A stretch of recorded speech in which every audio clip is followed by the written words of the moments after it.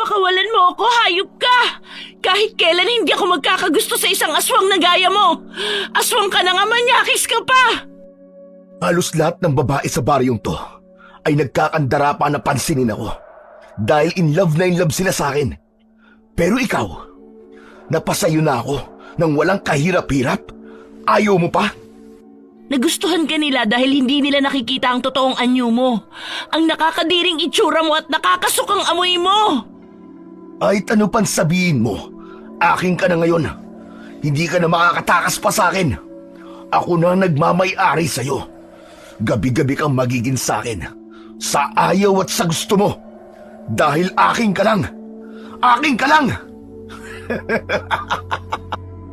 Taong 1990, sa isang baryo sa probinsya ng Romblon, may isang binata na tinitingala at hinahangaan ng mga kababaihan dahil yon sa angking kagwapuhan at kakisigan nito. Bukod pa sa pagiging mabait at magalang sa mga kababaihan at nakatatanda, ang tingin ng lahat ay isa siyang ideal man para sa mga kadalagahang naghahanap ng mapapangasawa. Jo Marie ang pangalan ng binatang ito. Masipag din itong maghanap buhay. Inaabot pa nga minsan ng umaga sa laot upang makapangisda. Ito ang hanap buhay na kinamulatan niya dahil hindi naman siya nakapag-aral. Nabubuhay siya ng normal sa kabila ng pagiging ulila niya.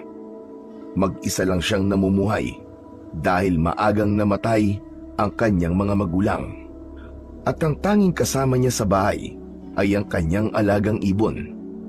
Dahil siya at ang alagang ibon niya lang ang magkasama sa bahay, kaya ito na din ang madalas niyang kinakausap. Parang tao kung kausapin niya ito. Ang kanyang alagang ibon naman ay para ring tao na nakakaintindi sa mga sinasabi niya. Ito din ang kasama niya sa laot tuwing nangingisda siya. Sabi nga ng mga tao sa baryo nila, swerte ito sa kanya dahil sa hindi ito nawawalan ng huling isda tuwing kasama niya ang alaga niyang ibon. Isang araw ay may dalagang dumating galing ng Maynila sa isang kapitbahay ni Jo Marie. Maganda ang dalaga, makinis ang balat at napakaamo ng muka. Dahil sa mga katangian nito, napansin siya kagad ni Jo Marie. Lihim siyang humanga sa kagandahan ng dalagang si Lian. Ngunit kahit na magpakita siya ng kabaitan sa dalaga, ay hindi siya nito pinapansin. Sa halip ay patuloy ito sa pagsusuplada. Ang kagaspangan ng ugali nito ay nakakasakit sa kalooban ng binata. Isang umaga ay nakita niya itong umiigib ng tubig sa balon na malapit sa bahay ng binata. Bakas sa mukha ng dalaga ang hirap sa pagsasalok ng tubig dahil hindi naman siya sanay sa gawain na yon. Agad siyang nilapitan ni Jo Marie at nag-alok ng tulong. Hindi naman kasi ganyan ang tamang pagsalok ng tubig sa balon. Napalingon si Lian sa pinanggalingan ng boses. Ngunit nang napagtanto na si Jo Marie yun, napasimangot na lamang ito ng bahagya. Di bali na, mamaya na lang ako iigib ng tubig. Magpapaturo na lang ako kay Lola Ising. Yan. Yan ka na naman eh. Umiiwas ka na naman sa akin. Teka nga, matanong kita. Bakit ba ang init-init ng dugo mo sa akin, Lian? Ewan ko, basta ang alam ko lang, ayoko sa aura mo. Mapait na ngiti ang pinakawalan ng binata bago muling nagsalita. Ayaw mo pala sa gwapo ah. Siguro mga type mong lalaki yung pangit at walang kadating-dating. Pwede ba, Jo Marie? Wala ako sa mood para sa mga pasaring mo. Umalis ka na nga dyan at pabayaan mo na lang ako rito. Oo na, sige na. Aalis na po. Tangkang aalis na sana ang lalaki pagkatapos magsalita. Ngunit may kung anong nag-uudyok sa kanya para balikan ang babae. Tandaan mo to ha. Pagsisisihan mo ang pagtanggi at pag-iinsultong ginawa mo sa akin ngayon. Kahit kailan ay hindi ko pagsisisihan yun. Isa pa, 1 buwan lang ako dito sa probinsya. Babalik din ako ng Maynila. Pag nangyari yun, hindi na tayo muling magkikita. Yun ay kung makakabalik ka pa ng Maynila. Syempre naman, walang dahilan para hindi mangyari yun. Sige, tignan na lang natin. Pagkasabi nun, ay makahulugang ngiti ang pinakawalan ng binata para sa dalaga. Sabay lakad nito papalayo sa kanya. Dumiretso ito ng uwi sa bahay niya, na puno ng sama ng loob para sa babaeng hinahangaan. Ang gusto lang naman niya ay tulungan ito, ngunit imbis na magpasalamat, kasamaan pa ng ugali ang pinakita nito. Samantala, si Lia naman ay nagpupuyos ang kalooban sa inis. Hindi niya maintindihan ang kanyang sarili. Naiinis siya sa lalaking ito kahit na wala naman talaga itong maling ginagawa sa kanya. Pakiramdam niya kasi ay hindi ito gagawa ng mabuti sa kapwa. Kaya kahit pa nga sabi ng lola ising niya na mabait ang lalaki, ayaw pa rin niya dito. Pagkatapos ng isang malalim na buntong hininga, ay nagpatuloy na siya sa pagsasalok ng tubig. Nang makauwi na sa kanilang bahay, ay ikinuwento niya sa kanyang lola ising ang nangyari. Apo, bawasan mo ang pagiging suplada mo kasi hindi yan maganda para sa isang babae, lalo na rito sa probinsya. Iisipin ng mga tao na matapobre ka pag ganyan ang ugaling ipinakita mo. Lola, sa kanya lang naman po ako nagsusuplada kasi nga po ayaw ko sa kanya. Kahit na apo, kahit ayaw mo sa isang tao, maging mabuti ka pa rin. Ang tawag doon apo ay pagrespeto. Kumukulo ang dugo ko po pag nakikita ko po ang Jo Marie na yon. Kasi lagi na lang siya ang naririnig kong pinag-uusapan ng mga kaedad kong kabataan dito sa baryo. Gwapong-gwapo na sila sa kanya. Lola, madaming ang mas gwapo sa kanya dun sa Maynila. Siyempre apo, nasasabi mo yan dahil marami ka nang nakitang mga may itsurang lalaki sa Maynila. Pero ang mga kababaihan dito sa lugar na ito ay wala pa sapagkat hindi pa naman sila nakakapunta ng Maynila. Kung sabagay po, tama po kayo Lola. Kaya nga wag mo silang ikumpara sa'yo. Pasensya na po Lola, hindi ko na po uulitin. Hayaan niyo po pag nakita ko si Jo Marie magsosorry po ako sa kanya. Yan, ganyan nga apo. Tama yan.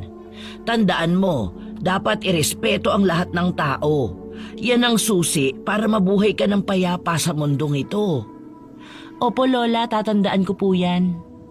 Kinagabihan, maagang nahiga si Lian.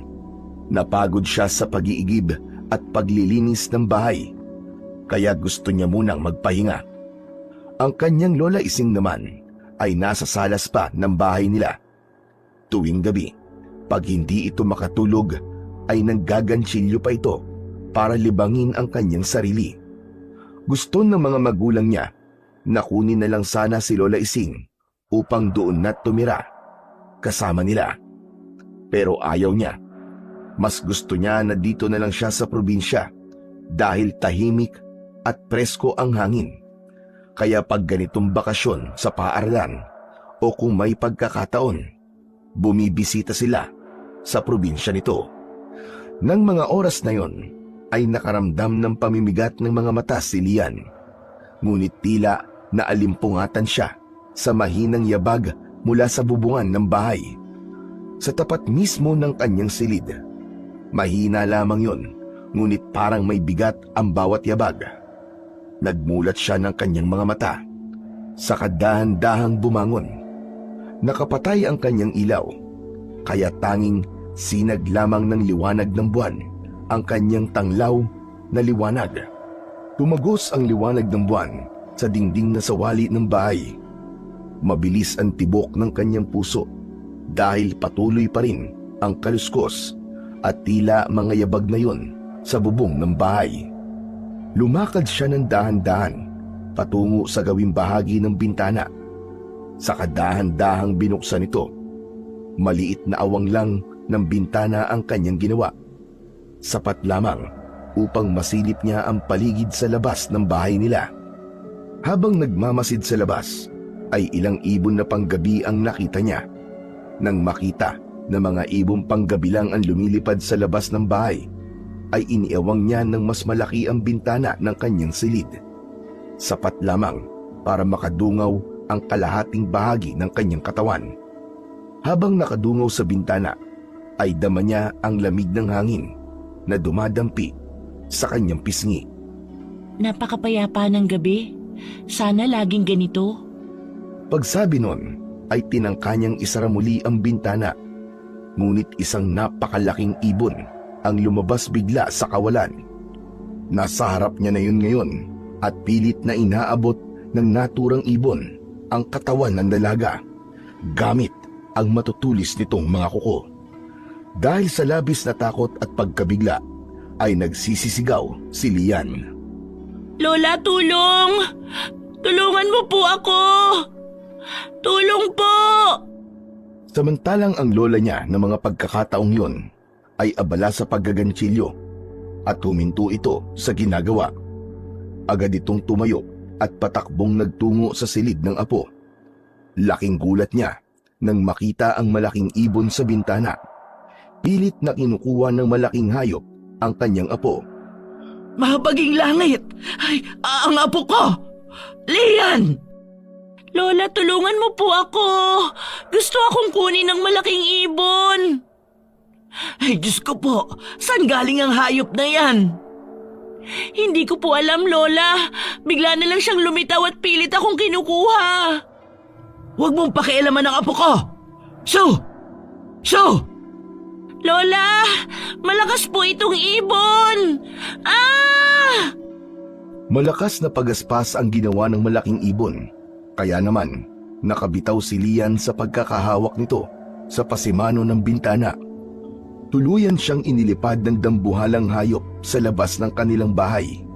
Patakbong nagtungo naman ang matanda sa harap ng bintana upang habulin ng tanaw ang malaking ibong tumatangay sa kanyang apo. Nang hindi niya na ito makita, saka lamang naisipang humingi ng tulong ang matanda. Nagtatatakbo siya palabas ng bahay, subalit huli na para makakilos pa ang nais tumulong. Samantala, dahil na din sa lakas ng sigaw ni Lian, ay nagising na din ang mga kapitbahay nila, kabilang na ang kapitan ng kanilang baryo. Nasa labas ito ng kanilang bahay, inaalam kung anong nangyayari sa kanila. Dahil naman sa labis na takot at pagkabigla, ay hindi halos makapagsalita ang lola ni Lian. Halos magkabuhol-buhol sa pagsasalita ang matanda. Tulungan niyo ang apo ko. Kapitan, maawa po kayo. Teka, sandali lang. Ano bang nangyari sa iyo, Ising? Bakit nagsisisigaw kayo ni Lian? Kapitan, kinuha ang apo ko. Ano ka mo? Kinuha si Lian? Teka, sino kumuha sa kanya? Ibon. Isang malaking ibon. Tinangay niya si Lian. Ano bang sinasabi mo, Ising? Ayusin mo nga ang pagsasalita mo. Liwanagin mo nang maintindihan kita. Ang apo ko, Kapitan. Inilipad ng malaking ibon. Hindi ko alam kung saan niya dinala ang apo ko. Teka, paano mangyayaring kayang ilipad ng isang ibon ang isang tao? Totoo ang sinasabi ko, Kapitan. Tulungan niyo ang apo ko. Hanapin natin siya. Baka naman po hindi basta ibon yon, Kapitan. Baka po aswang na nagaan yung ibon lamang ang kumuha sa apo ni Aling Ising. Imposible talaga yun eh. Matagal nang walang gumagalang aswang sa baryong ito. Maaaring nagbalik na muli sila at pagala-gala na muli sa baryong ito. Abay, kung ganun, kailangan maging alerto na lahat mula ngayon. Sa laki at kakaibang anyo ng ibon na yon, maaaring aswang nga yun, Kapitan. Tulungan niyo kung mabawi ang apo ko sa kanya. Baka kung anong gawin ng aswang na yun sa apo ko. Andali lamang, Ising. Saan ba lumipad ang malaking ibon? Patungo po sa gitna ng dagat. Pagkarinig nun, ay natigilan bigla si Kapitan. Nakaramdam ng takot para sa dalagang si Lian. Bakit hindi kayo makapagsalita? May alam ba kayong pwedeng pagdalhan ng aswang sa gitna ng karagatan? Nung araw, may kwento ang mga magulang ko na may isang isla daw sa kabilang bahagi nitong karagatan. Ngunit walang nagtatangkang pumunta doon. Dahil bali-balita na yun daw ay pinamumugaran ng aswang. Ituro niyo sa akin ang islang yon. Pupuntahan ko kahit saan pa yon. Mahanap ko lang ang aking apo. Mag-unos dili ka, Ising. Mapanganib mag-isang magtungo doon. Ituro niyo na po sa akin, Kapitan. Nakikiusap po ako. Ang kawawang apo ko baka mapahamak siya. Sige, ganito na lamang. Bukas ng umaga, tutungo tayo doon. Hindi maaaring ngayong gabi dahil madilim. At saka isa pa, kailangan natin planuhin ito ng maayos. Dahil kung totoong pugad ngayon ng mga aswang, abay kailangan mag-ingat tayo. Ngunit, Kapitan, hindi na ako makakapaghintay pa. Oo, Ising, naiintindihan ko ang nararamdaman mo. Ngunit sa ngayon, ay kailangan natin mag-ingat sa mga susunod nating gagawin. Dahil kapag hindi natin ginawa yun, ay baka tayo naman na mapahamak sa pabigla-bigla nating desisyon. Naisip ni Lola Ising na tama naman ang sinabi ng kapitan. Hindi sila pwedeng padalos-dalos ng pagkilos dahil baka nga totoong aswang ang tumangay sa apo niya. Kailangan nilang magplano ng maigi bago puntahan ang isla sa kabila ng karagatan. Dahil sa pag-aalala, ay hindi na nagawang makatulog pang muli ni Lola Ising. Nagtungo siya sa pangpang ng dagat. Doon ay tinanaw niya ang kadiliman ng gabi at ang malalakas na alon ng dagat habang patuloy sa pagpatak ang kanyang mga luha. Apo ko, nasaan ka na ba? Nag-aalala na ang lola sa'yo. Wala sanang masamang mangyari sa'yo. Ay! Samantala, ang mga tao naman sa baryo ay hindi na din nagawang makatulog pa. Nag-aabang kung sakaling babalik ang malaking ibon upang ibalik ang dalaga. Inihanda nila ang sibat at mga pana na dadalhin nila bukas sa pagpunta nila sa isla na sinabi ni Kapitan. Gumawa sila ng kwintas na bawang. Inihanda din nila ang maraming asin na iniligay nila sa mga garapon. Kung totoo mang aswang ang makakalaban nila, mabuti na yung marami silang sandatang daladala. Habang naghahanda ang lahat, si Kapitan ay pansamantalang nagpaalam sa mga kabaryo. Umuwi siya ng kanyang bahay upang kunin ang pinakamahalagang sandata niya na minana pa niya sa kanyang mga magulang. Isang medalyon na pangontra sa mga aswang.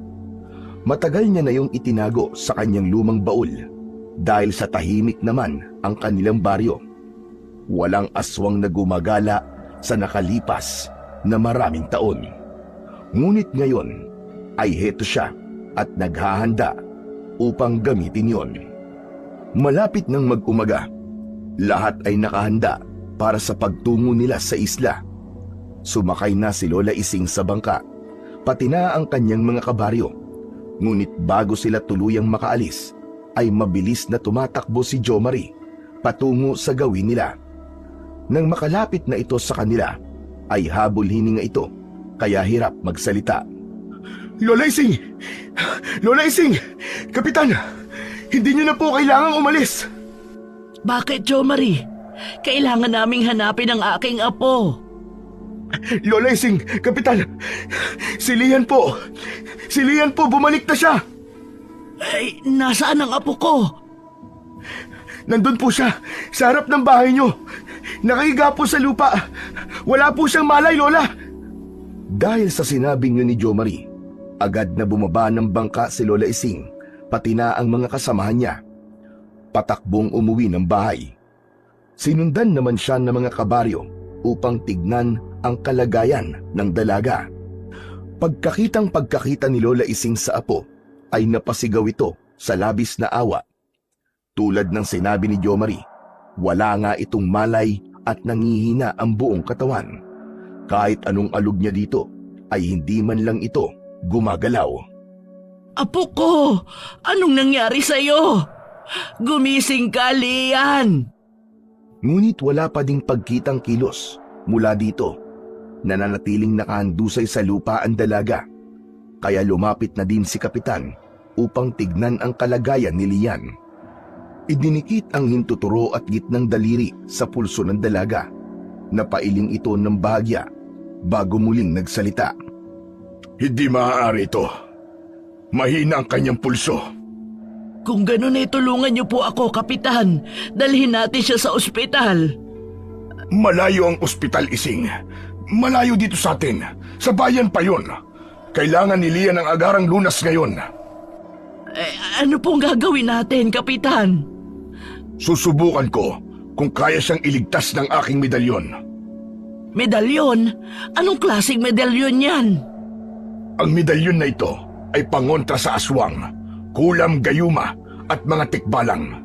Kung totoong aswang ang may gawa nito kay Lian, makatutulong ito para magamot natin siya.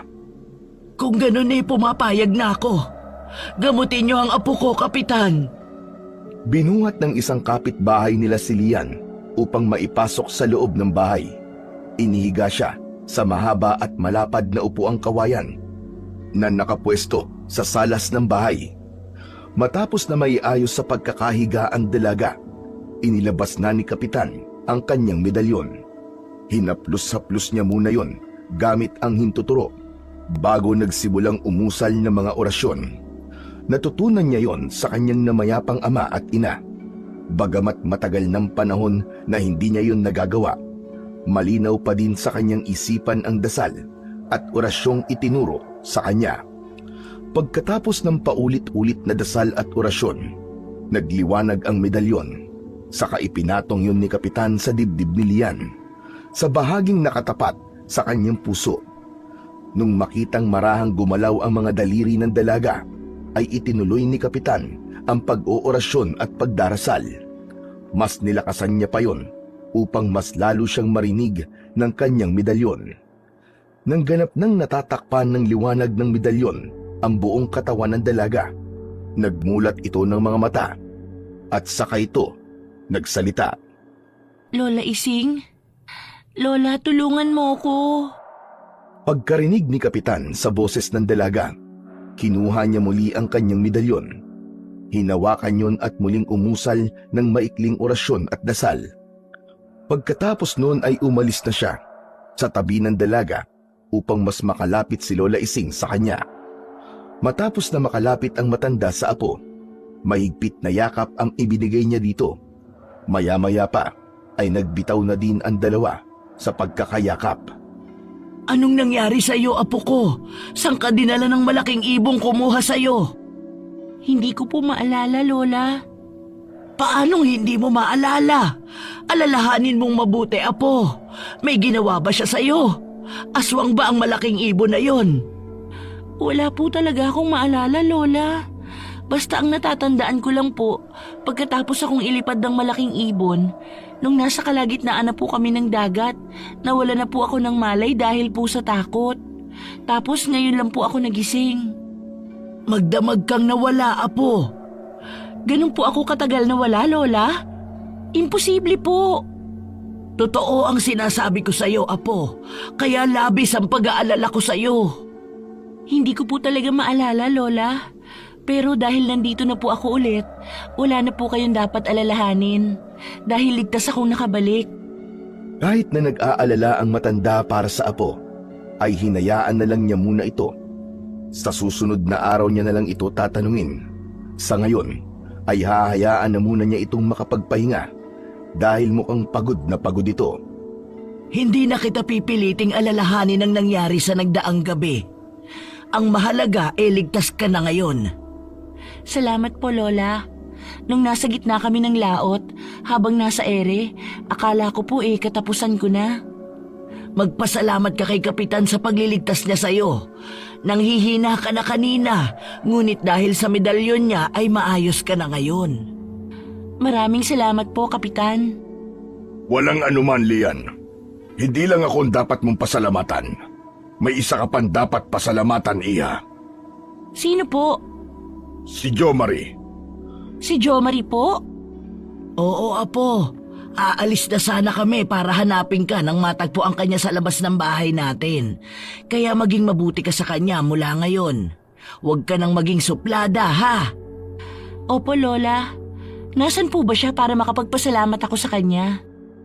Luminga ang matanda sa kalipunan ng mga kabaryo nila, ngunit hindi niya na ito makita. Naisip niyang marahil ay umuwi na ito sa bahay niya. Umuwi na yata siya, Apo. Hayaan niyo po, pag lumakas na ang katawan ko, pupuntahan ko na lang po siya sa bahay niya para personal na makapagpasalamat.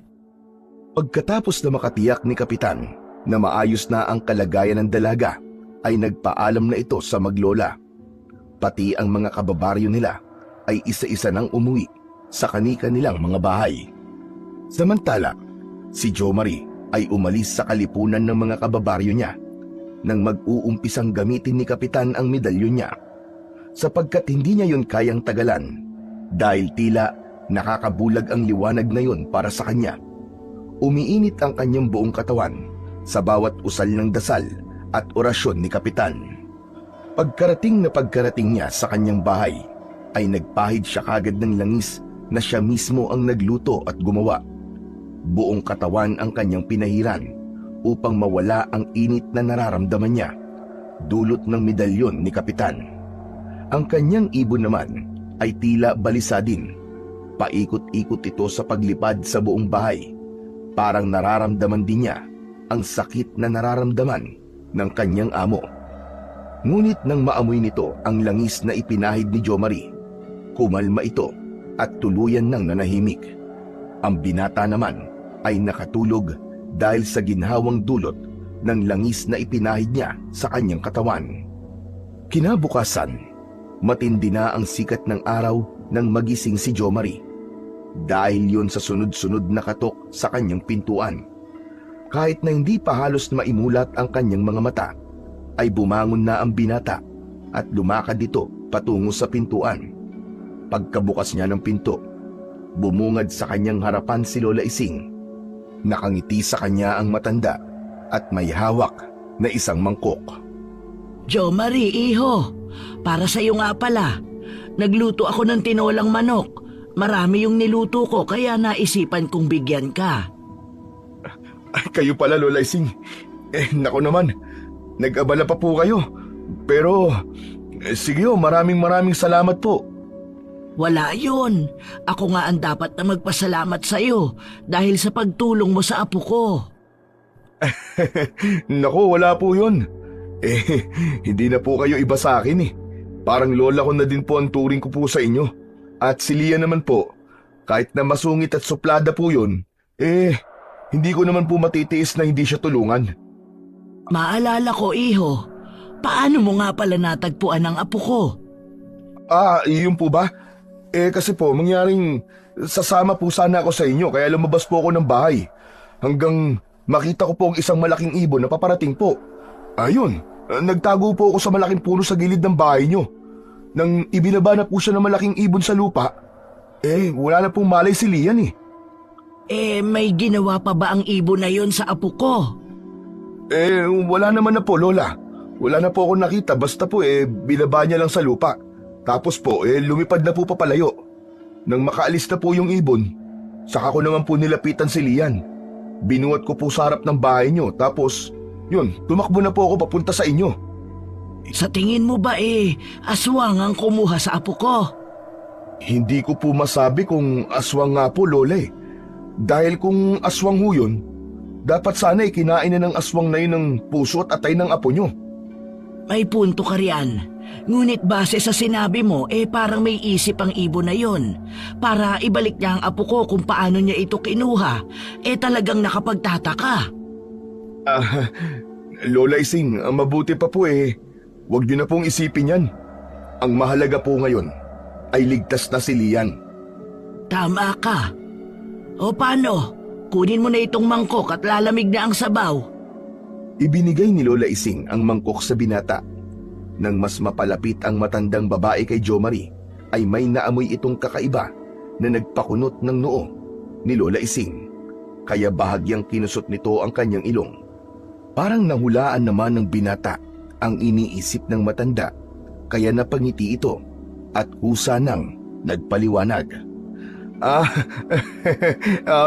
Lola, pasensya na po kayo ha. Nagpahid po kasi ako ng langis bago matulog eh. Masakit po kasi mga kasukasuan ko. Parang nirarayuma po yata ako eh. Ganun ba? Ay, ang bata mo pa para magkaroon ng rayuma. Maligo ka na at mabaho ang langis na ipinahid mo. Sige po Lola. Pasensya na po uli. Pagkaalis ng matanda ay may ginawa ang binata sa dalang pagkain ni Lola Ising. Dapat ang ginagawa sa pagkain ito ay itapon sa labas ng bintana. Ayoko sa pagkain ito. Hindi siya kumakain ng mga pagkaing ibinibigay ng ibang tao sa kanya. Tanging mga pagkain siya lamang ang nagluto, ang kinakain ng binata. Pagkatapos nun ay naligo na siya upang maalis ang mga langis na ipinahid niya sa kanyang katawan bago siya matulog. Hinubad niya ang kanyang pang-itaas na damit. Bago pumunta sa banyo ay may kinuha siyang isang maliit na nakasabit sa dingding ng bahay. Itinapat niya sa salamin ang kanyang muka. Lumingon-lingon siya, pakaliwa at pakanan, bago nagsalita na tila ba kinakausap ang sarili. Hanep ka. Napakagaling mo. Lahat ng tao sa baryo ay napaniwala mo na mabait ka. Ngayon, hindi ka na mahihirapang makuha ang loob ni Lian. Mapapasayo na ang babaeng gusto mo. Makukuha mo na siya. Kahit kailan, hindi nila malalaman na isa kang aswang. Aswang naaangkin sa babaeng yon. Makukuha mo siya sa ayaw at sa gusto nila. Lalo pat nagtagumpay kang mawala ang alaala niya sa mga nangyari kagabi. Kung naging mabait lang sana siya sa'yo, hindi sana aabot sa ganito eh. Kung trinato ka lang niya sana ng tama, hindi ka sana magiging ganyan. Kaya ngayon, ay gawin mo ang lahat para makuha siya ng lubusan.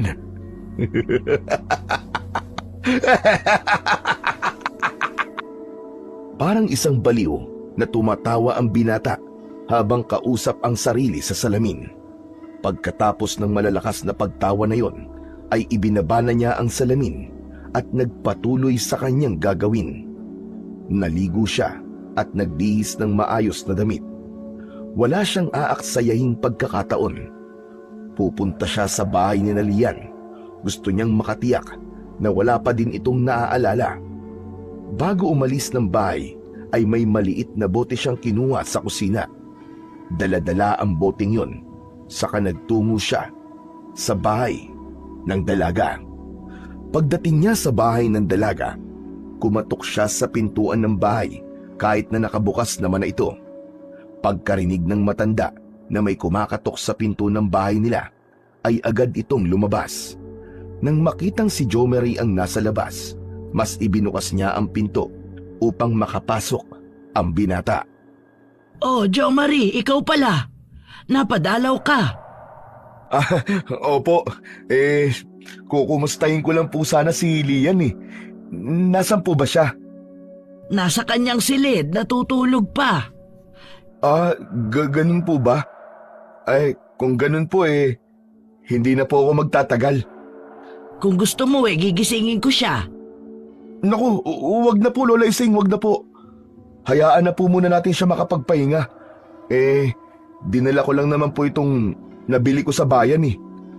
Pagsabi nun, ay inabot niya sa matanda ang isang bote na dala-dala niya. Ano ba ito, iho? Sabi po kasi ng binilhan ko po sa bayan, dinikdik na luya daw po yan. Saka may kasama pang mga iba't ibang halamang gamot na pinagsama-sama at ginawang parang pulbos. Sabi po niya mabisa daw po yan para lumakas ang resistensya ng tao. Naisip ko pong kailangan po ito ni Lian, kaya bumili po ako. Naku, nag-abala ka pa. Salamat ha, napakabait mo talagang bata. Wala po yun, Lola Ising. Maliit na bagay lang po yun. Paano po? Tutuloy na po ako. Baka nakakaabala na po ako sa inyo eh. Bago tuluyang umalis ng bahay ng matanda si Jomari, isang makahulugang tingin ang iniukol niya sa pintuan ng silid ni Lian. Bigo man siyang makita ang dalaga, na ibigay naman niya sa matanda ang mahalagang bagay na yon na makakatulong ng malaki sa plano niya. Buong akala ng matanda ay totoo ang sinabi ng binata. Ngunit hindi totoo ang mga sinabi nito. Siya mismo ang nagluto at gumawa ng pulbos na yon para kay Lian. Kapag inihalo yon sa pagkain ng dalaga at naamoy niya ang pulbos na yon, ay mahihipnotis mo siya. Lahat ng sasabihin niya ay gagawin ng dalaga para sa kanya.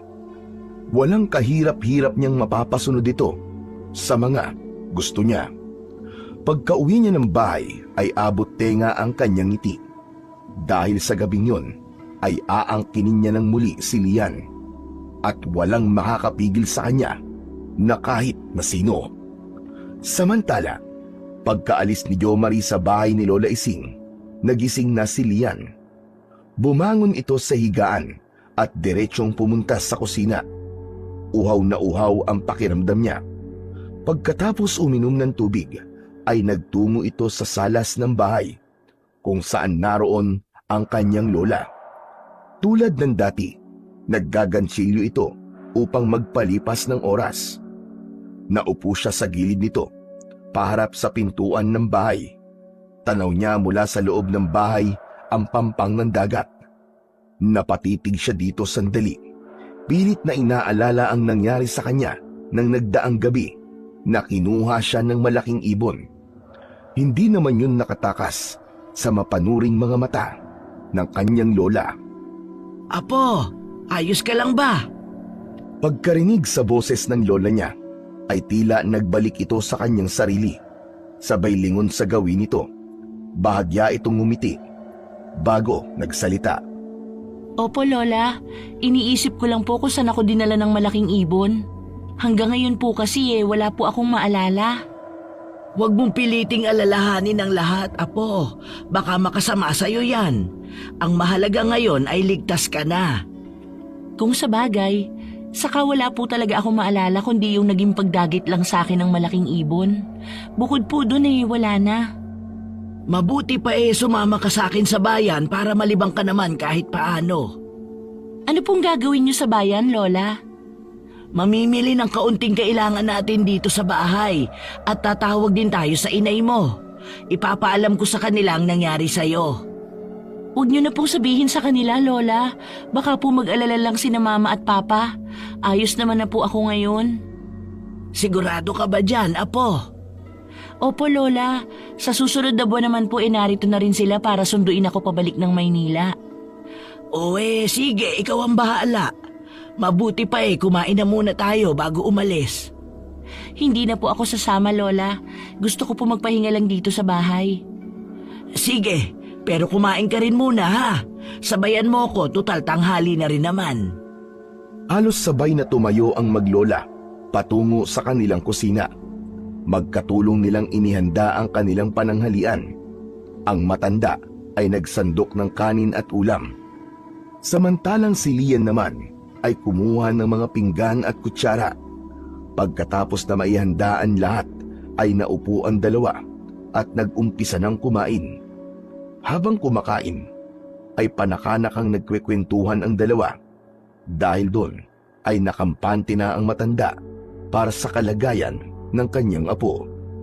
Nang makatapos ng kumain, ay nagtungo si Lian sa salas. Nilibang muli ang sarili sa mga tanawing nakikita sa labas ng bahay nila. Maya-maya pa, ay sumunod na din ang kanyang Lola Ising. Dala ang isang tasa. Iniabot niya ang tasang yon kay Lian. Ano po ito, Lola? Luyang dinurog, Apo, saka iba pang mga halamang gamot. Para saan po ito? Para lumakas ang resistensya mo at bumalik na muli ang lakas mo. Huwag na lang po. Apo, kailangang uminom ka niyan. Baka kabuti yan sa'yo. Baka hindi ko po magustuhan kung magiging mainam naman sa'yo, sige na, tikman mo at baka magustuhan mo. Nagpasalamat si Lian sa inuming ibinigay ng lola niya. Sinubukang inumin at kahit paano ay naibigan niya ang lasa. kaya inutay-utay na niyang inumin ang ibinigay ng matanda sa kanya. Hindi na siya nag-usisa pa dahil tiwala naman siya sa kanyang lola na ang mga ibinibigay nito sa kanya ay talagang makatutulong sa kalusugan niya. Ngunit wala silang kamalay-malay na yun ay isang patibong ni Jo Marie na magdudulot ng pagkapahamak sa apo. Ang bango po nito, Lola, para pong salabat. Oo, apo, dahil nga gawa yan sa luya na sinamahan ng piling halamang gamot. Kaya sige na, ubusin mo na yan bago ako umalis. Sinaid ni Lian ang inumin yun na ibinigay ng kanyang lola Ising hanggang sa kahuli-hulihang patak nito. Ubus na po, Lola.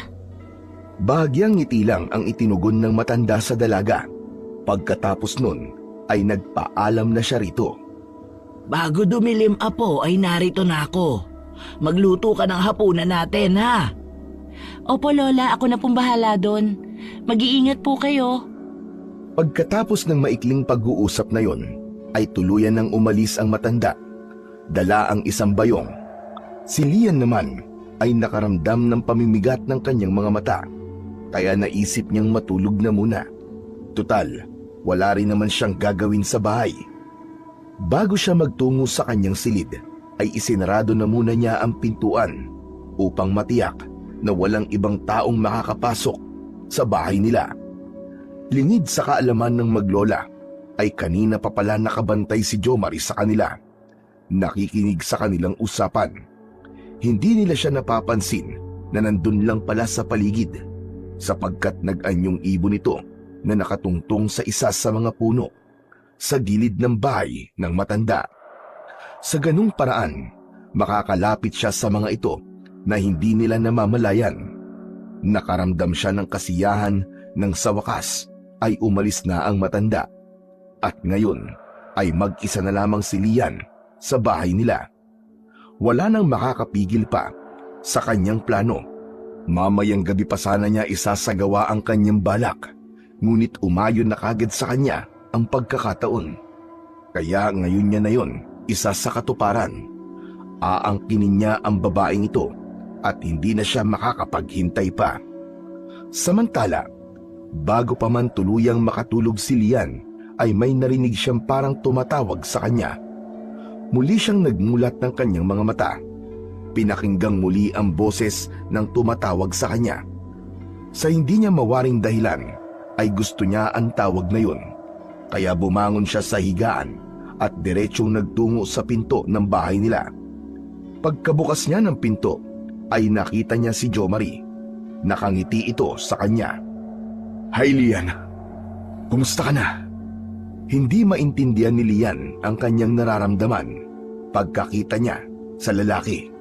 Parang lahat ng inis niya rito ay nawala ng lahat. Oo nga, at sinabi niya kay Lola Ising na magiging mabuti na siya rito. Pero hindi pa ni naman nagbabago ang nararamdaman niya para sa lalaking ito. Ngunit ngayon ay kakaiba. Ngumingiti siya sa pagkakakita rito na ni minsan ay hindi niya ginawa. Mabuti naman.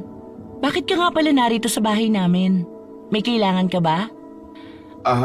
Wala naman, Lian. Gusto lang sana kitang kumustahin. Mabuti na ang lagay ko. Pumasok ka muna dito sa loob. Lian. Ang totoo, pumunta ako dito para sunduin ka sana. Bakit? Saan tayo pupunta? Sa bahay ko. Nagluto kasi ako ng ginataan langka. Gusto ko sanang saluhan mo akong kumain. Pero kakakain lang namin ni Lola eh. Busog pa ako. Sa susunod na lang. Sige na. Ako nagligtas sa'yo ng gabing kunin ka na malaking ibon. Kaya kahit bilang pasasalamat mo na lang sa akin yun. Pero Jo Marie, Huwag mong sabihin na hindi mo ako mapagbibigyan at tatanggihan mo. sige na nga. Pero saglit lang ako sa bahay mo ha. Uuwi rin ako pagkatapos nating kumain. Oo, Lian. Uuwi ka din kagad. Makahulugan ang ngiting pinakawalan ni Jo Marie ng mga sandaling yon. Nakaramdam siya ng tagumpay sa mga plano niya. Pagdating sa bahay, walang sinayang na panahon ng binata. Dinala niya ang dalaga sa kusina. Pinaupo sa upuan sa harap ng isang mesa. Pagkatapos ay inihanda na ang niluto niyang langka. Habang kumakain si Lian, ay may kung anong pulbos na isinaboy ang lalaki sa harap ng dalaga. Matapos siyang maamoy ng dalaga, ay tila natigilan ito. Natulala na lamang. Itinigil ang pagsubo ng pagkain. Nakatingin na lang sa kawalan. Napangiti naman ang lalaki dahil mula sa oras na yon ay mapapasunod na niya ang dalaga sa lahat ng gusto niya. Halika, Lian. Doon tayo sa kwarto ko. May ipapakita ko sa'yo. Pagkarinig ng dalaga sa boses ng lalaki, ay tumingin ito sa kanya. Walang pagtatanong na sumunod na lang sa kagustuhan ito. Doon sa silid na yon, ay malayang nagawa ng binata ang lahat ng gusto niyang gawin sa dalaga. Inaangkin niya ito ng walang kahirap-hirap dahil sumusunod lang ito sa lahat ng sasabihin niya. Pagkatapos niyang makuha ang gusto niya, ay inutusan niya itong umuwi na sa bahay nila. Sumunod naman ang dalaga sa sinabi ng lalaki sa kanya. Nang makarating na si Lian sa bahay nila, ay dumiretso siya sa kanyang silid. Nahiga siya sa kanyang kama at tuluyang nakatulog. Samantalang ang binatang si Jomari naman ay nakasunod sa kanya na nasa anyo ng isang ibon. Tumuntong siya sa bintana, pagkatapos ay lumipad papasok sa loob ng silid. Nang makapasok na siya sa loob ng silid ng dalaga, nagpalit anyo na siya bilang isang tao. Nang mga oras na yon, ay mahimbing na natutulog ang dalaga. Hinuha ang kamay at hinimas ng isang palad niya ang pisngi ni Lian. Bago muling nagsalita. Napakaganda mo talaga, Lian.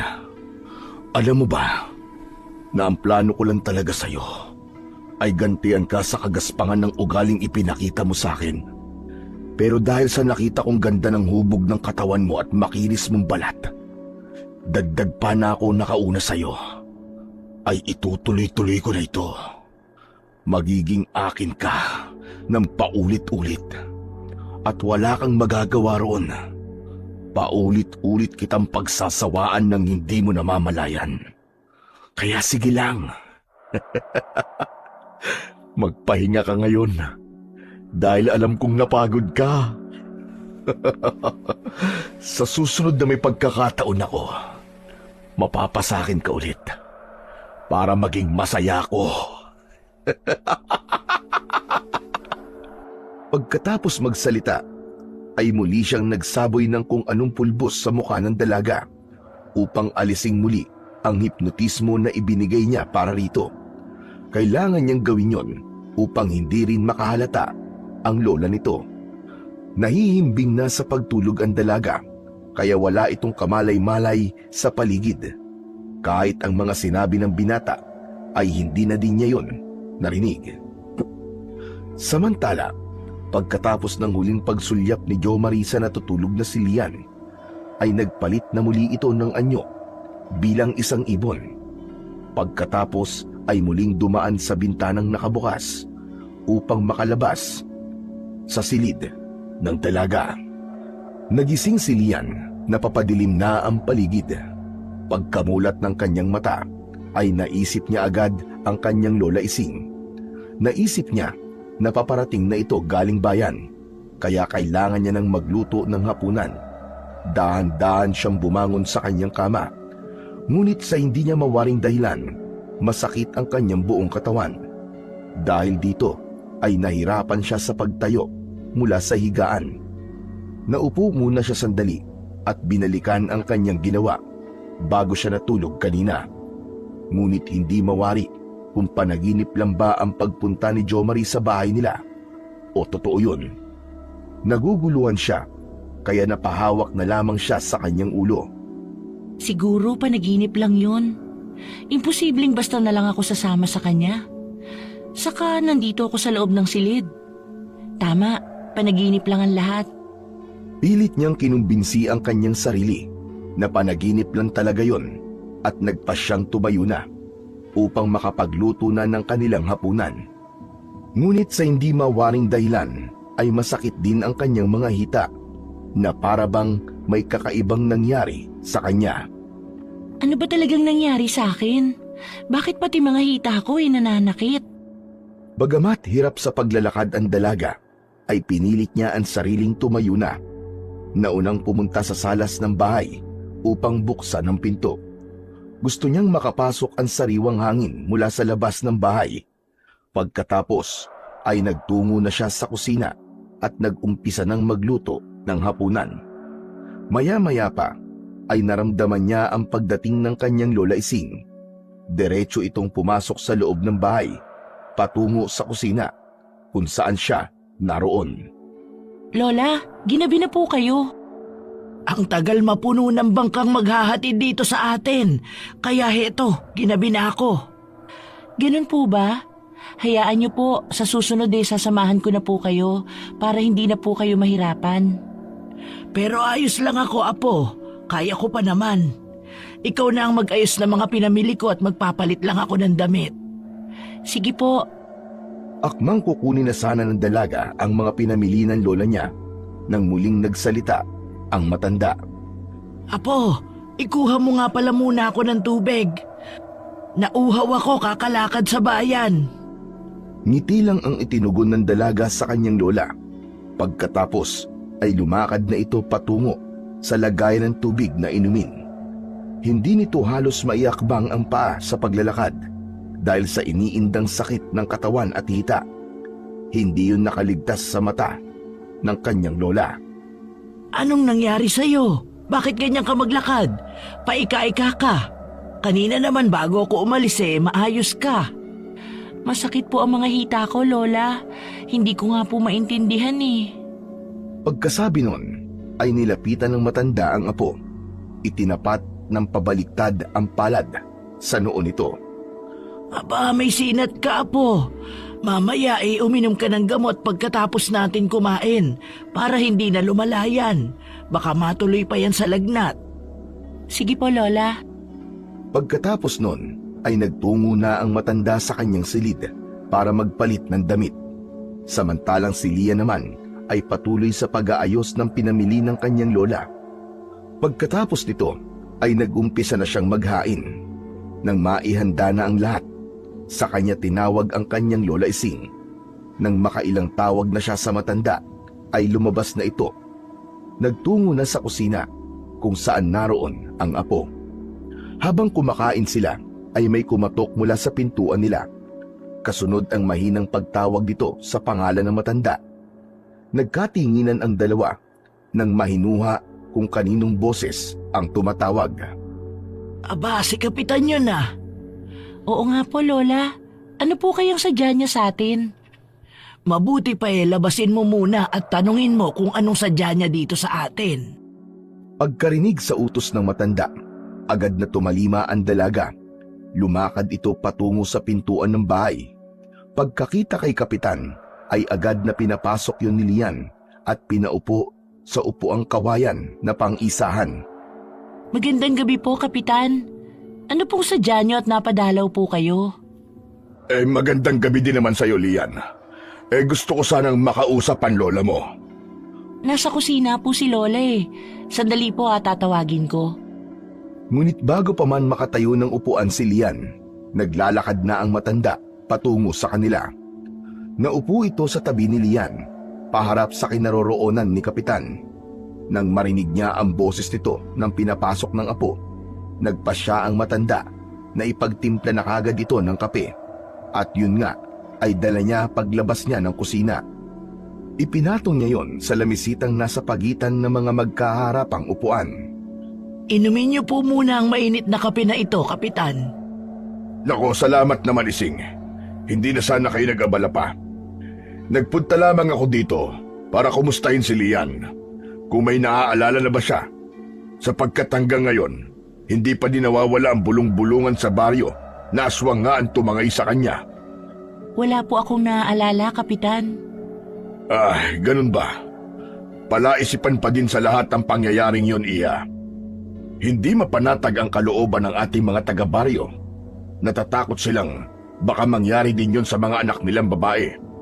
Kaya nagpasya silang puntahan na din ang islang sinasabi ko sa kanila.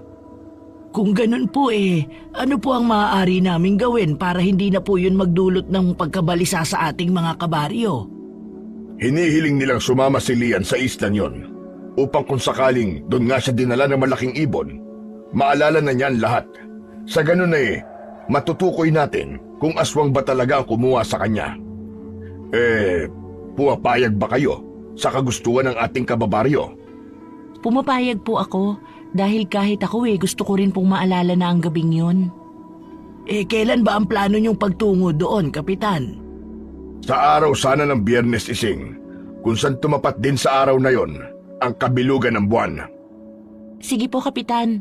Asahan niyo po ang pakikipagtulungan namin para mawala na rin po ang pag-aalala ng lahat.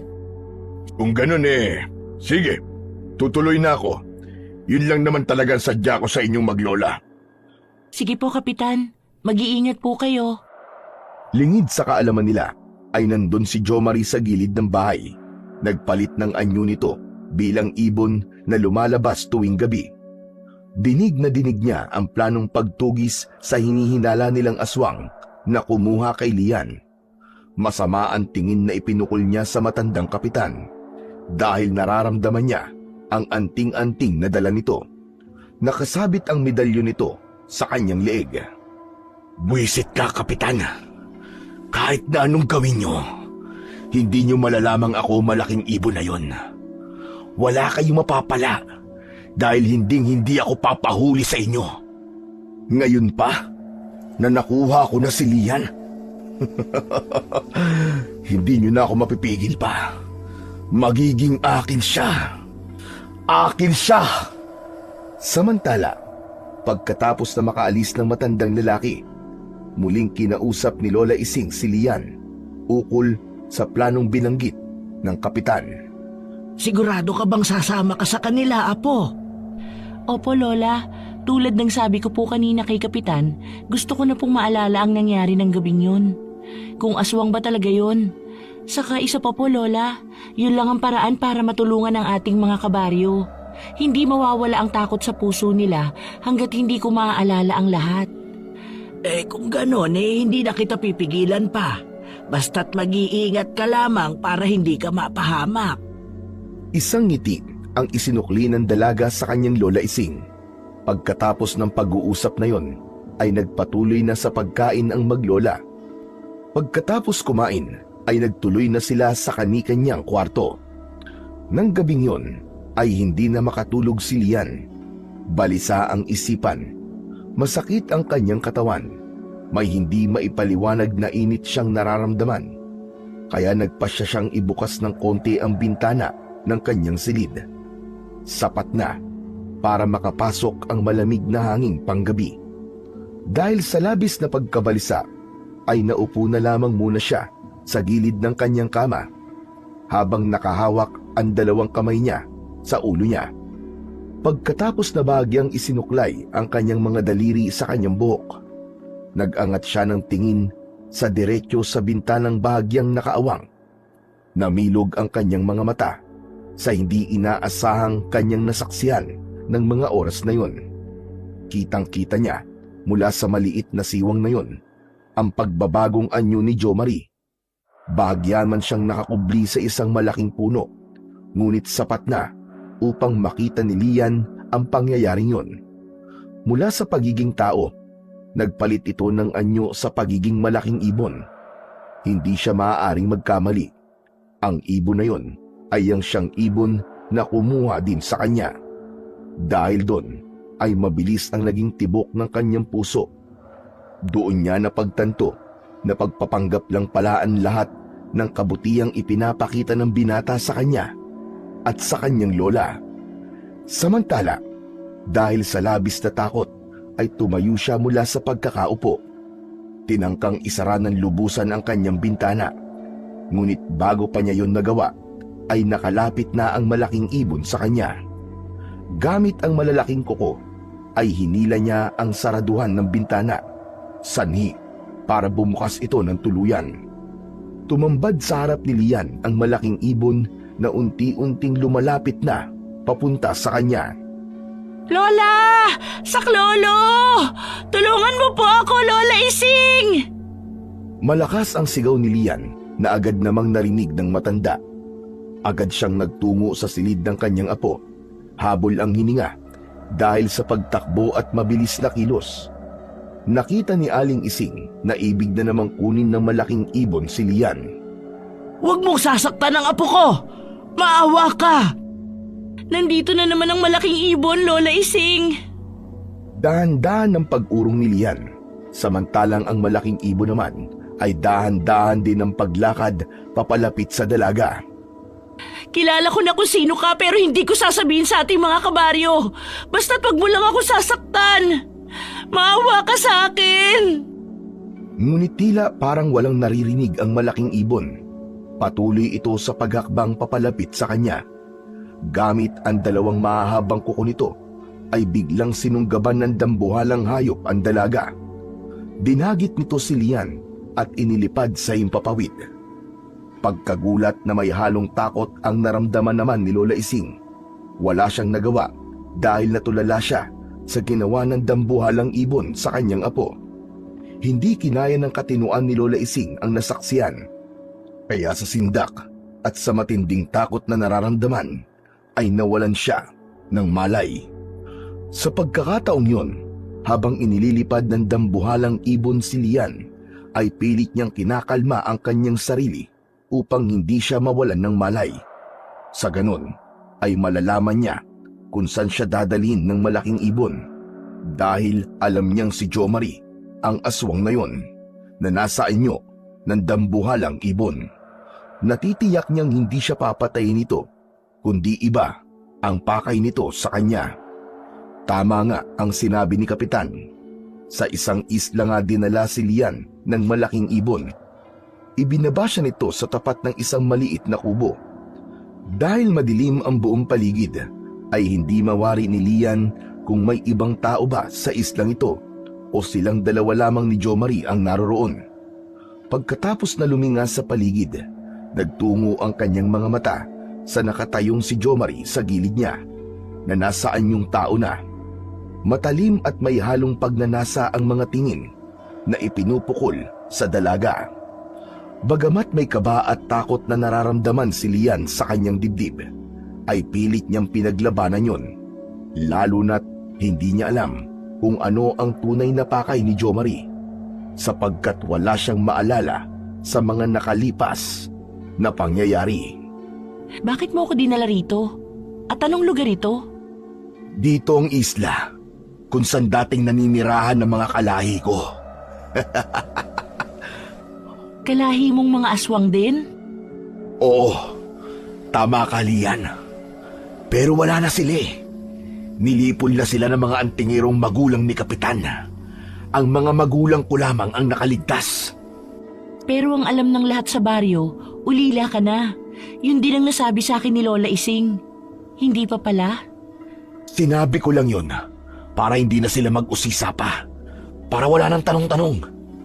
Dahil ang totoo, nasa islang ito mga magulang ko. Dito sila nakatira.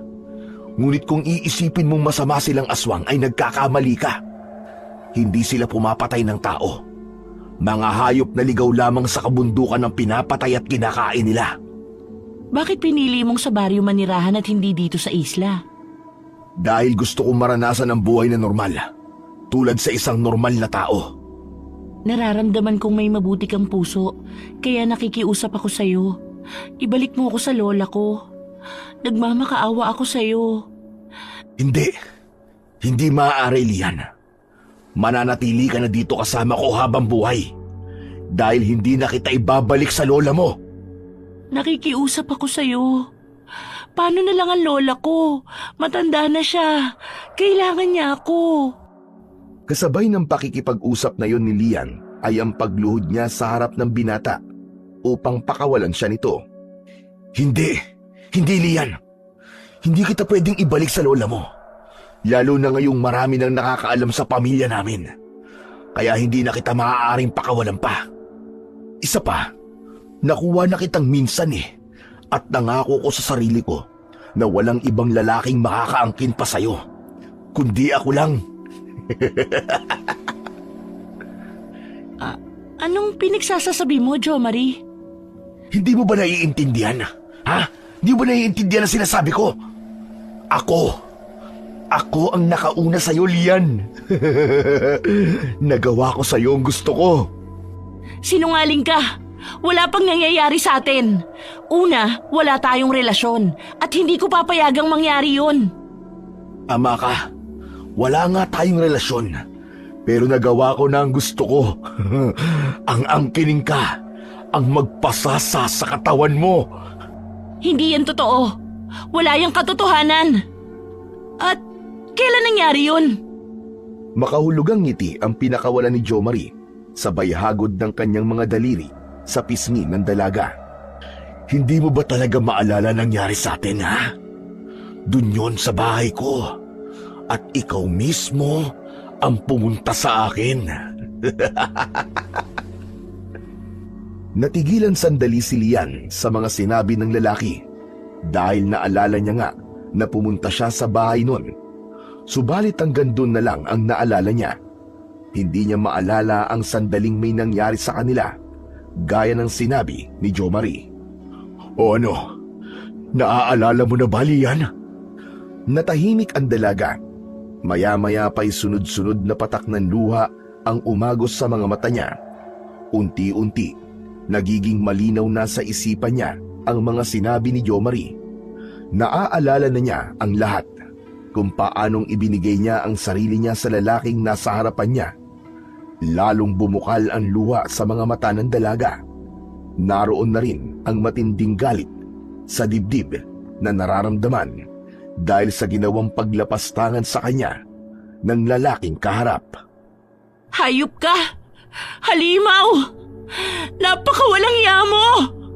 Siguro may kababalaghan kang ginawa kaya napasunod mo ako sa gusto mo. Dahil hindi ko na naising ibigay sa'yo ang sarili ko. Lalo na sa gaya mo na isang aswang. Isang halimaw. Huli na ang lahat, Lian. Nangyari na eh. Ibinigay mo na sa akin ang sarili mo. At paulit-ulit ko nang magagawa yun sa'yo ngayon. Dahil tayong dalawa lang dito.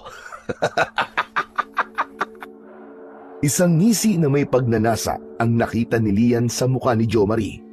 Napaurong siya na lalong binalot ng takot ang buong katawan. Hindi siya papayag na gawin ulit sa kanya ang kabuuan na ito. Wag! Huwag kang lalapit! Hindi pwede. Gusto kitang tikman uli ng paulit-ulit. Dahil nakakagigil ka, Lian. Pakiusap, wag! Maawa ka! Nangingibabaw sa katawan ko ngayon ang init ng pagnanasa kaysa sa awa na sinasabi mo. Dahan-dahang lumapit si Jo Marie kay Lian habang patuloy sa pag-agos ang luha sa mga mata ng dalaga hanggang sa biglang nahawakan ng binata si Lian. Nagpipipiglas ito na ibig kumawala sa pagkakahawak ni Jo Marie. Ngunit kahit na anong piglas ng dalaga ay wala siyang nagawa. Napakalakas nito para sa isang babaeng katulad niya. Nawalan ng saysay ang kanyang pagpupumiglas at panlalaban dahil nanghina lamang siya. Kaya hinayaan na lamang niya ito upang hindi na siya lalo pang masaktan. Binuhat ng binata si Lian papasok sa loob ng kubo. Idiniretso sa loob ng isang maliit na silid at inihiga sa papag na naroroon. Tanging pagluwa na lamang ang kayang gawin ng dalaga ng mga sandaling yon dahil wala ring saysay ang kanyang pagmamakaawa. Kasabay ng masaganang pag-agos ng luwa sa mga mata niya, ang pagpapaubaya niya. Hinayaan niyang gawin ng lalaki ang nais nitong gawin sa kanya. Ibinigay niya ang kanyang sarili kahit nalabag sa kanyang kalooban. Ramdam na ramdam ni Lian ang kahayupang ginagawa ni Jo Marie sa katawan niya. Parang dinudurog ang dibdib niya sa matinding sama ng loob habang nilalapastangan nito ang kanyang pagkababae. Nang matapos na si Jo Marie sa kanyang kabuhungan, bumangon ito at dumiretso sa labas ng bahay. Napawi na ang init at pagnanasa niya, subalit hindi niya maipaliwanag ang kanyang nararamdaman ng pagkakataong yun. Tila may kirot sa dibdib niya. Inuusig siya ng kanyang konsensya. kaya nagbalik siya sa loob. Naabutan niya si Lian na nakaupo sa gilid ng papag. Puno ng luha ang mga mata. Hayop ka! Pinatunayan mo lamang na hindi ka isang tao, kundi isang halimaw. Isang demonyo! Lian, patawarin mo ko. Ang totoo niyan gustong-gusto lang kasi kita. At mahal na kita. Sinungaling kang hayop ka! Totoong sinasabi ko. Mahal kita, Lian. Hindi ko rin maintindihan ang sarili ko. Ito ba ang pagmamahal para sa'yo? Ang ipilit ang gusto mo? Oo, hindi ako naging mabuti ng pagtrato kahit sa unang pagkikita natin. Pero hindi ito dahilan para gawin mo sa akin ang kahayupang ito. O sige. Kung gusto mo, bumalik na tayo sa baryo tapos magpakasal tayo. Pananagutan ko nangyari sa atin. Mahirap bang intindihin na hindi nga kita gusto? Lalong hindi kita magugustuhan dahil sa mga ginawa mo sa akin ngayon. Bakit ba ayaw mo sa akin? Ang mga dalaga sa baryo gusto nila ako. Nagkakandara pa sila sa akin. Pero bakit ikaw ay hindi? Siguro dahil umpisa pa lang naramdaman ko na ang kademonyohan ng dugo mo. Hindi ko pa man alam na aswang ka. Ayoko na ang aura mo. At ngayon, pinatunayan mo lamang ang lahat ng masasamang kutob ko sa'yo. Masama kang tao. Hindi ka nga pala tao, kundi isang halimaw na nagpapanggap na mabuti sa harap ng maraming tao. Pero ito ang tatandaan mo. Hindi ko man alam kung paano ako makakaalis sa islang ito. Pero tandaan mo, gagantihan kita sa kahayupang ginawa mo. Dahil sa mga sinabing yun ni Lian, nagpuyos ang kalooban ni Jo Marie. Hindi niya matanggap na hindi kayang tanggapin ng dalaga ang pag-ibig na alok niya. Talagang napakatigas ng puso mo. Hindi ko na alam kung anong dapat kong gawin sa'yo. Dahil hindi ko pinangarap kahit kailan na magkaroon ng asawang halimaw na gaya mo. Nagpalit ang anyo ng binata sa isang nakakatakot na nilalang. Humaba ang mga kuko. Namumula ang nanlilisik nitong mga mata. Tumutulo ang malagkit na laway nito sa kanyang bibig. Naging kulay itim ang balat na parang may mga maliliit na bukol. Nanlaki ang mga mata ni Lian pagkakita sa totoong anyo ng binata. Bukod sa pagiging dambuhalang ibon, ay mas nakakatakot pa ang anyo na yon ni Jo Marie. Hindi makapaniwala si Lian na ang lalaking ito ang umangkin sa katawan niya kanina. Dahil nga alam ni Lian ang labis na pagmamahal sa kanya ni Jo Marie, ay nagkaroon siya ng lakas ng loob. Sapagkat alam niyang hindi siya papatayin nito, pilit siyang ngumiti. Isang ubod pait ng ngiti upang ipakita sa binatang aswang na hindi siya nasisindak anuman ang itsura niya. Kailangan siyang magkunwari. Ngayong ipinakita mo na sa akin ang totoong anyo mo, patayin mo na ako. Tutal wala nang saysay pa ang buhay ko. Sinira mo na yon. Kaya sige na, patayin mo na ako dahil hindi kailanman kita mamahalin at lalo na ang pakasalan ka. Lumapit pa siya ng gusto sa lalaki at nais ipaubaya ang kanyang sarili. Patayin mo na ako! Sige na! Dahil naman sa nalilitong damdamin ni Jo Marie na nasa anyo ng isang halimaw, umungol siya ng napakalakas. Nakakatakot yun dahil ang ungol na yun ay pahiwatig na handa siyang pumatay. Subalit hindi niya kayang gawin kay Lian. Pagkatapos ng malakas na pag-ungol na yun, ay nagtatatakbo ito sa labas ng kubo, diretso sa masukal na daan patungo sa kagubatan. Habang si Lian naman ay naiwan sa kubo, umiiyak at nagdadalamhati sa kapalarang sinapit na kailanman ay hindi niya inasahan.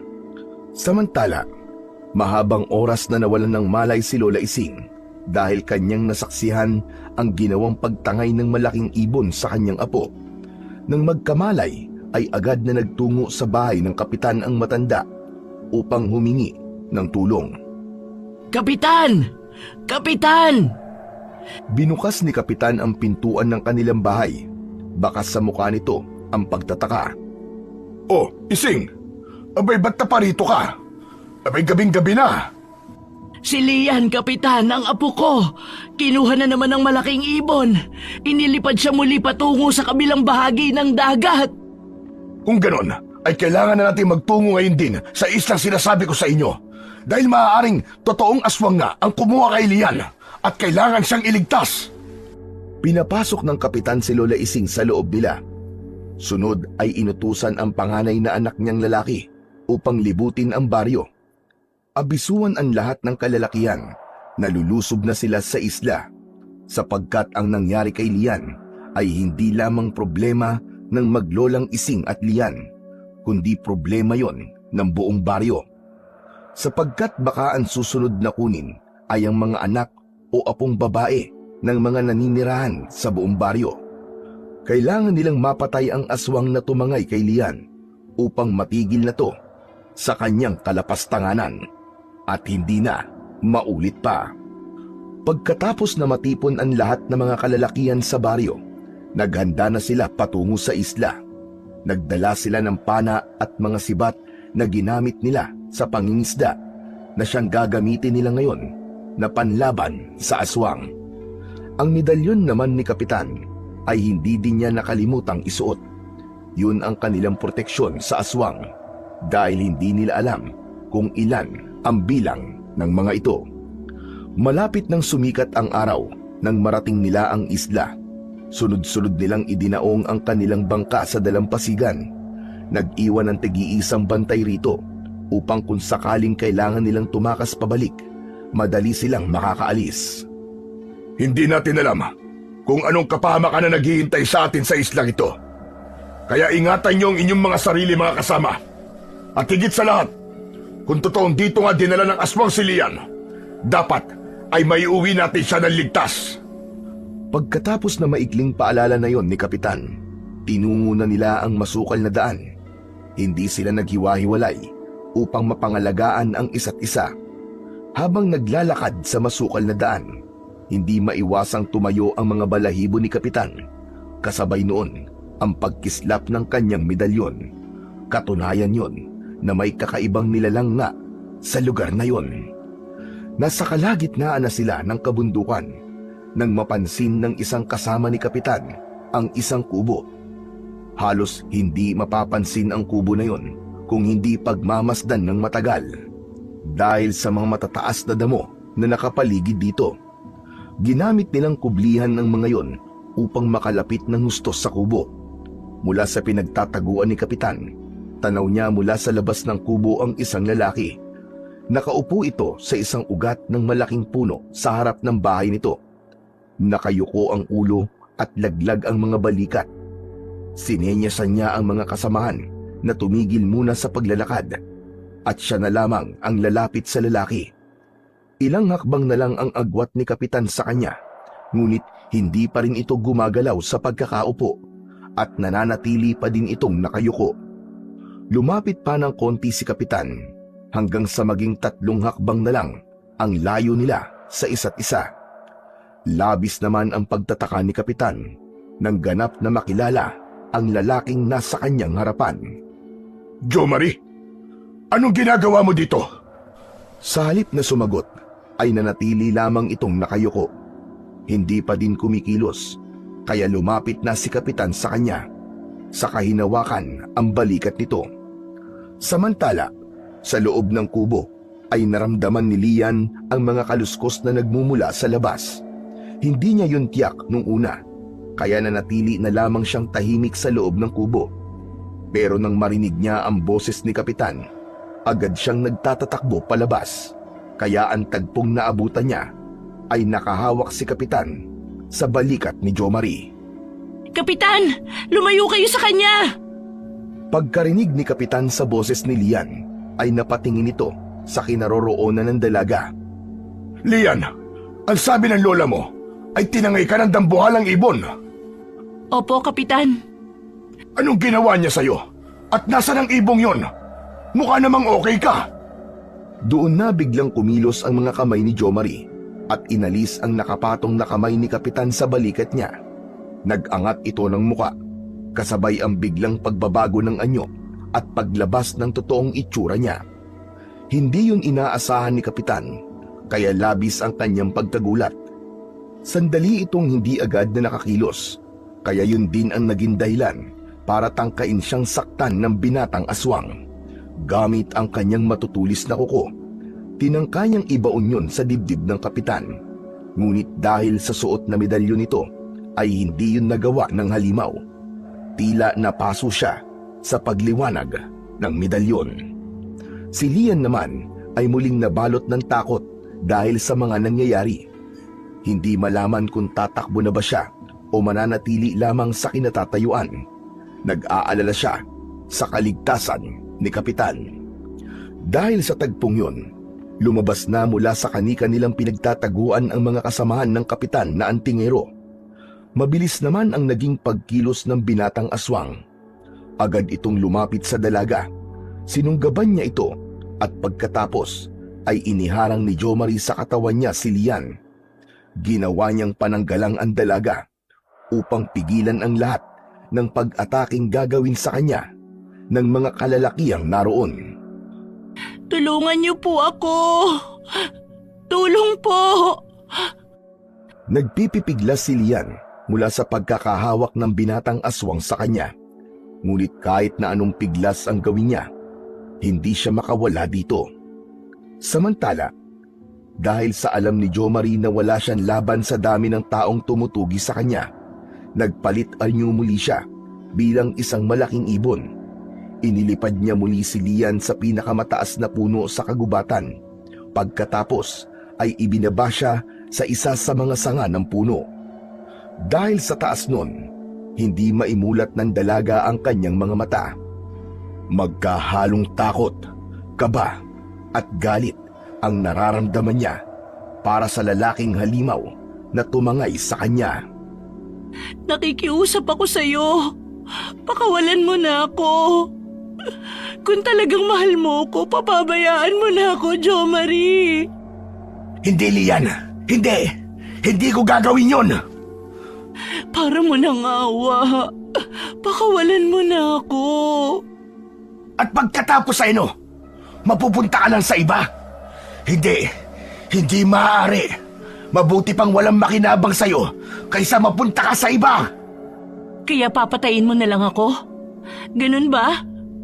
Naisip mo ba ang pamilya ko pag nangyari yun? Masasaktan sila kapag ginawa mo yun. Kaya pabayaan mo na ako. At pangako, pipilitin kong kalimutan lahat ng ginawa mo sa akin. Pakawalan mo lang ako. Babalik ako ng Maynila. Isasama ko na si Lola Ising at hindi na babalik sa lugar na ito. Nakikiusap ako sa'yo. Tuloy-tuloy ang pag-agos ng luha ni Lian habang nakikiusap siya kay Jomari na pakawalan siya nito. Nahihirapan siyang huminga, sanhi ng matinding kaba dahil sa taas ng punong pinagdalhan nito sa kanya. Samantala, si Jomari naman ay tila nakaramdam ng awa para sa babaeng nasa kanyang harapan. Umiiral pa rin ang pagmamahal niya rito. Hindi din naman niya gustong umabot sa ganito ang lahat, kahit siya ay naguguluhan sa nararamdaman niya, kung pagmamahal ba ito o pagnanasa lang.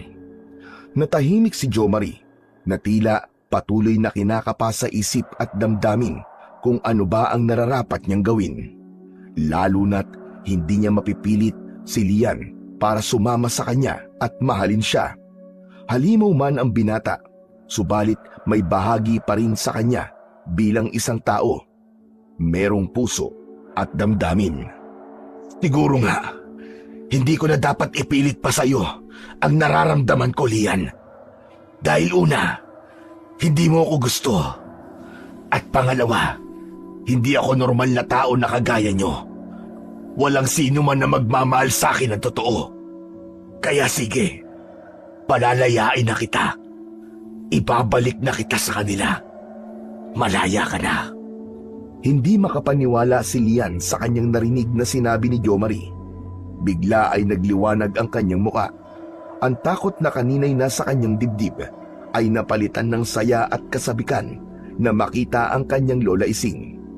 Ganun pa man, Nanatiling tahimik lamang si Lian, naghihintay ng sunod na gagawin ni Jo Marie. Naramdaman na lamang ni Lian na gamit ang paa ng dambuhalang ibon ay binuhat siya. Dahan-dahang lumipad pababa ng puno. Sa kamaraang ibinaba siya sa lupa. Pagkatapos na maibaba ni Jo Marie ang dalaga at hindi na nakadikit ang katawan niya kay Lian, ay sunod-sunod na pana ang tumama sa katawan niya. Halos ubusin ng mga kalalakihan ang hawak nilang armas para tiyakin ang kamatayan ng aswang na si Jo Marie. Nagtamo siya ng maraming sugat sa iba't ibang bahagi ng kanyang katawan dahil sa tama na mga pana na bumaon sa katawan niya. Hindi na naikampay pa ni Jo Marie ang kanyang mga pakpak, kaya hindi na siya nakalipad pa. Saglit pa ay nagbalik ang anyo niya sa pagiging tao. Nawalan na din ng lakas upang lumaban pa. Samantala, si Lia naman ay nabigla sa bilis din ng pangyayari. Hindi niya inasahan na sa pagbaba pa lang sa kanya ng lalaki ay agad napapaulanan ito ng pana ng mga kababaryo niya. Tila asintado ang mga kalalakiyang pumana sa aswang dahil hindi man lang tinamaan si Lian. Nakita niya kung paano nagtulong-tulong ang kanyang mga kababaryo para sa kanyang kaligtasan. Nang makita naman ng mga kalalakihan sa baryo na nakahandusay na si Jo Marie sa lupa, tadtad ng pana ang buong katawan at nag-aagaw buhay, ay itinigil na rin nila ang pagpana dito. Saka magkakasunod silang lumapit, maging si Kapitan. Sa nanlalabong paningin ni Jo Marie at naghahabol na hininga, ay pilit pa rin itong nagsalita habang nakatingin ang Kapitan. Patawarin niyo po ako sa perwisyong dinala ko. Wala kaming kamalay-malay na isa ka palang aswang, Jo Marie. Hindi lang basta aswang, kundi manyakis na aswang. Kapitan, nagmahal lang po ako. Minahal ko lang po si Lian. Kaya lamang hindi niya po ako kayang mahalin. Hindi pagmamahal ang tawag dyan, kundi pagiging makasarili. Buong akala naming lahat ay mabait kang tao. Ngunit sa likod pala nun ay may kasamaan kang tinatago. Ang maitim mong plano kay Lian. Kaya pala ikaw ang unang nakakita kay Lian nung una siyang kinuha ng malaking ibon. Dahil ikaw din pala ang hayop na yon. Napakagaling mong magtagong hayop ka. Naloko mo kaming lahat. Kaya tanggapin mo ang parusang nararapat sa'yo. Hindi na dapat pang binubuhay ang katulad mo. Itinaas ni Kapitan ang kanyang medalyon, saka umusal ng orasyon at dasal. Kasabay ng ritual ay ang pag-ihip ng malakas na hangin. Patuloy siya sa pagdadasal at pag-oorasyon hanggang sa magliwanag ang kanyang medalyon. Nang ganap ng magliwanag ang medalyon, idinikit yun ng Kapitan na antingero sa puso ng binatang aswang. Malakas na tila alulong ng aso ang pinakawalan nito dahil yun sa matinding sakit. Pagkatapos ay nabalot ng matinding liwanag ang katawan ng binata. Saka sumabog ito kasama ng medalyon na siyang katapusan ng kasamaan ng aswang na si Jo Marie. Samantala, mula sa malaking puno ay may 2 pares ng mga mata ang nakakubli sa pangyayaring yun.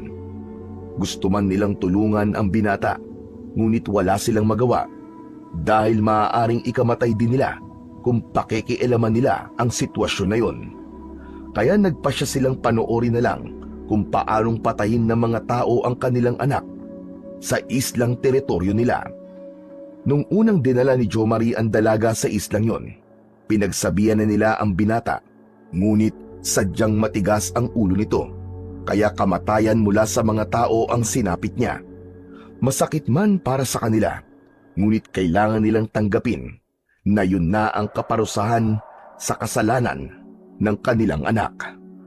Samantala, nang masiguro ng mga tao sa baryo na patay na talaga si Jo Marie, saka sila umalis kasama si Lian.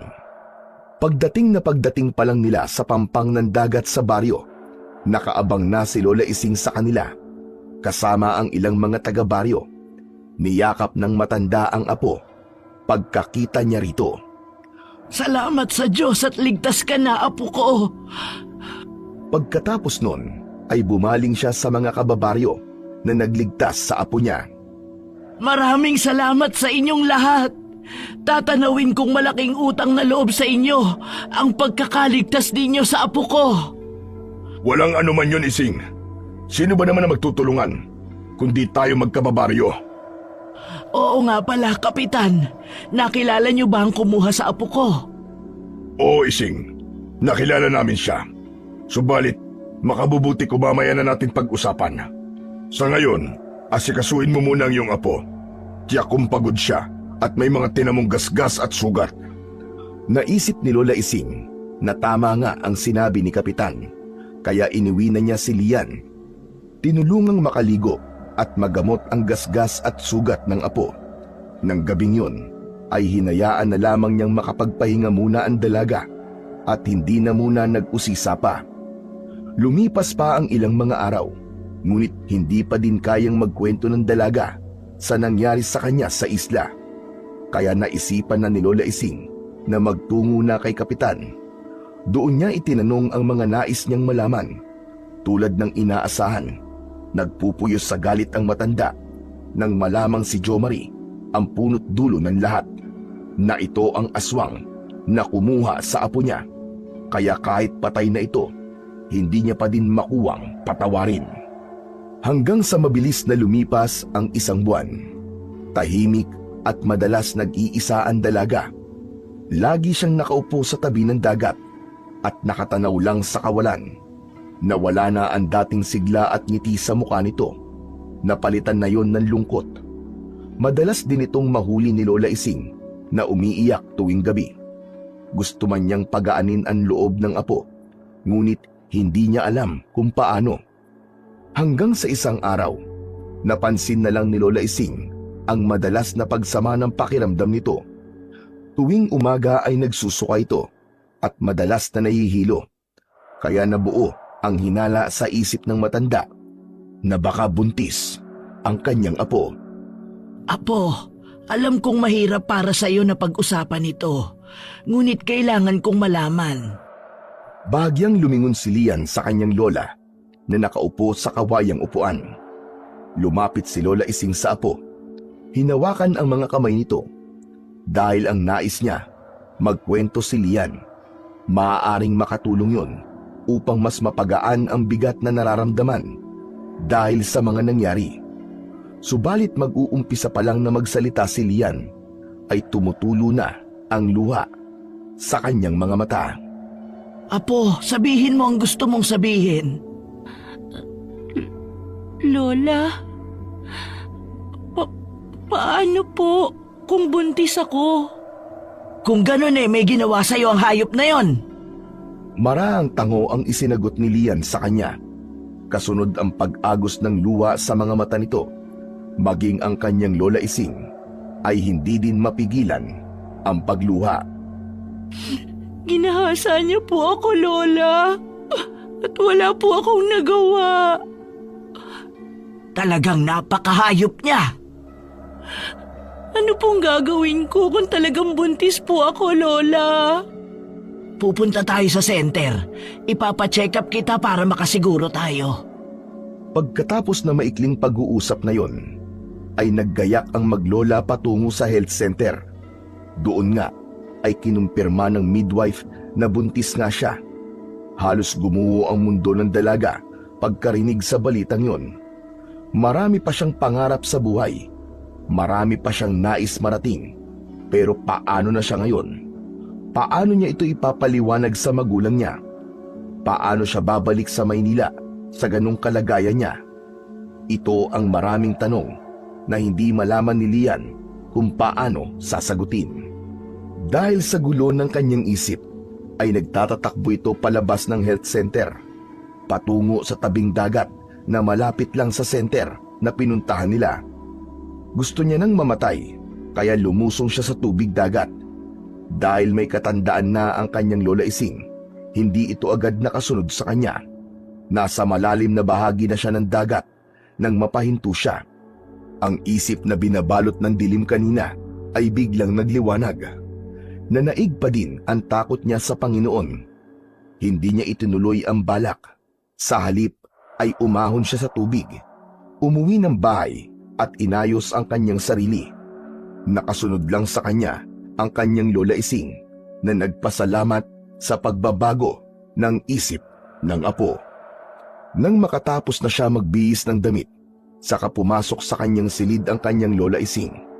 Kailangan siya ng apo upang makapagdesisyon ito ng tama sa pinakamadilim na bahagi ng buhay niya. Apo, alam kong hindi madali ang pinagdadaanan mo ngayon. Pero lagi mong tandaan na narito lang ako sa tabi mo. Hindi kita pababayaan hanggat nabubuhay ako. Lola, pasensya ka na po. Gulong-gulo na po ang isip ko ngayon. Hindi ko po alam ang gagawin ko. Maraming tanong sa isip ko na mahirap hanapan ng kasagutan. Manalangin ka sa Diyos, Apo. Lahat ng nangyayari sa iyo ay pagsubok lamang. Malalampasan mo rin ang lahat ng yan. Magtiwala ka lang. Paano po kung aswang din ang maging anak ko, katulad ng tatay niya? Palalakihin natin siyang may takot sa Diyos upang kahit may dugo siyang aswang ay hindi siya maging masama katulad ng tatay niya. Ang mahalaga ngayon ay handa mong tanggapin ang sanggol na nasa sinapupunan mo. Kanina po, Lola, nung sinabi ng midwife na buntis ako, natakot po ako. Pero dahil sa iyo, Lola, nawala na po ang takot ko. Palalakihin ko po ang anak ko ng tulad sa normal na mga tao. Basta tulungan niyo po akong magpaliwanag kina Mama at Papa tungkol sa kalagayan ko ngayon. Oo naman. Ako ang bahala sa kanila. Tinupad ni Lola Ising ang pangako sa apo. Siya ang nagpaliwanag sa mga magulang nito tungkol sa nangyari sa dalaga. Bagamat nung una ay mabigat ang kanilang kalooban, ngunit kalaunan ay natanggap na din nila ito. Habang lumalaki ang tiyan ni Lian, ay nararamdaman niya ang pagbabago sa kanyang sarili. Unti-unti na niyang natatanggap ang naging kapalaran niya, kahit pa sinabi pa ng ilang tao sa baryo noon na ipalaglag niya ang bata. Hindi niya yun ginawa. Walang kasalanan ang batang yun, kaya kahit na aswang pa ang kanyang ama, karapatan niya pa ding mabuhay. Naging masaya na din siya sa bawat araw na nararamdaman niya ang buhay sa loob ng kanyang sinapupunan. Samantala, ang mga magulang naman ni Jo Marie, lihim na nakasubaybay kay Lian, hindi para kunin ng bata pagsilang nito, kundi para alalayan ito sa panahong kakailanganin sila nito. Sa panahong yon, saka pa lang sila magpapakilala kay Lian, dahil ayaw na nilang guluhin pa ang nananahimik nitong buhay sa kasalukuyan. Alam nilang may tamang panahon para sa lahat ng bagay, at darating yun sa kanila. Sa buhay ng isang tao, maraming mga hindi inaasahang pagsubok ang dumarating, na kung minsan pa nga ay babago sa takbo ng nakasanayan nating buhay.